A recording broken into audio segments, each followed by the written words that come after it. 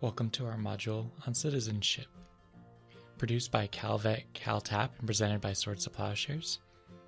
We're going to be discussing citizenship and what that looks like for both current service members and their families.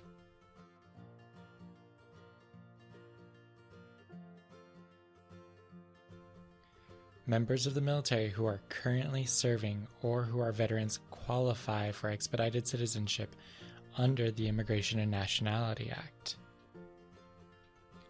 The applicant must have served in the armed forces, either in the Air Force, Army, Navy, Marine Corps, Coast Guard, or some variant of the National Guard.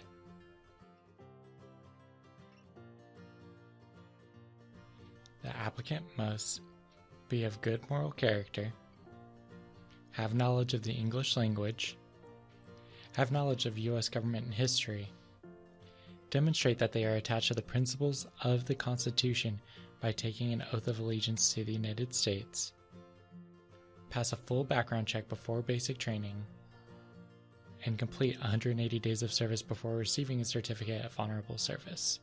Related to the 180 days of service, it's important that you have submitted a complete Form N-426, a request for certification of military or naval service, at the time of filing your N-400 to demonstrate honorable service. This is if you have served during 1 year of military service during peacetime. If an applicant files on the basis of military service during hostilities, they are exempt from the general naturalization requirements of continuous residence and physical presence.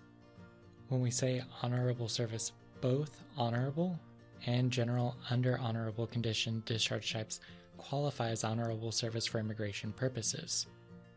All other discharge types, such as other than honorable, do not qualify as honorable service.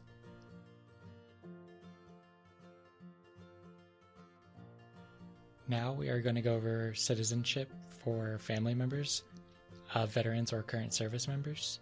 If at any time you want clarification or further help, feel free to use the military helpline at 877-CIS-4-MIL.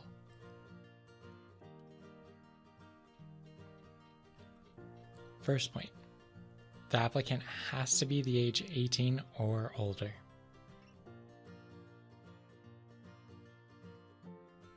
This is directly speaking to civilian family members.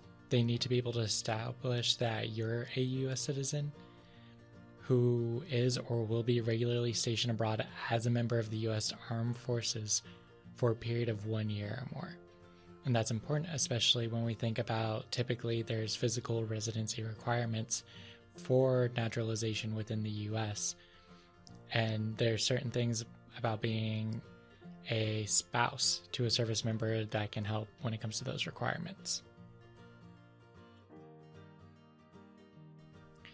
This can be connected to by being authorized to accompany current service members abroad by the service member's official orders. So if your spouse is not a citizen, you can look at getting official orders from your chain of command in order to have them accompany you abroad, and this can also help when it comes to naturalization.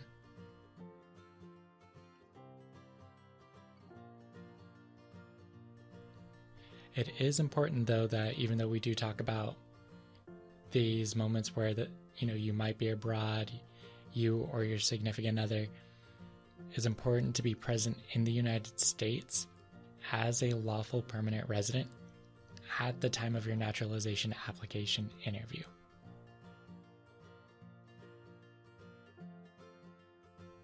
It's also important to follow through with that and be present in the United States at the time of your naturalization.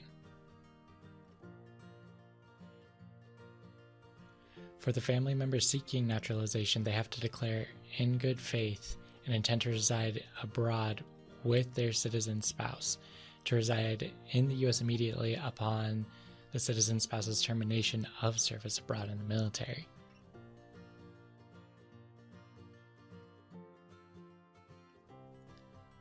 It's also important to have the ability to read, write, and speak basic English. It's important to have a basic knowledge of United States history and government. It is also important to have been and continue to be a person of good moral character, attached to the principles of the U.S. Constitution, and well disposed to the good order and happiness of the United States during all relevant periods under the law. There are a number of documents that you're going to need to file when we talk about specifically the N-400 and additional attachments to it as a part of time in service or having a significant other who's in the armed forces. Certification takes place through the military, and if all goes well, USCIS will receive the form and the applicant can move on with the process. For more information on this process, refer to the documents that accompany this module.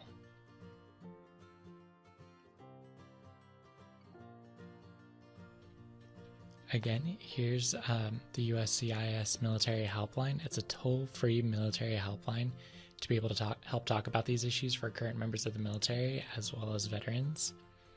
Again, that's 877-247-4645. And they're available Monday through Friday, 8 a.m. to 4 p.m. Central Time. Military installations often have dedicated offices to help with the citizenship process. For information on legal and other services to support immigrants, check out the CalTAP webpage. Thank you for attending this presentation, and hopefully accompanying documents can do further to assist you.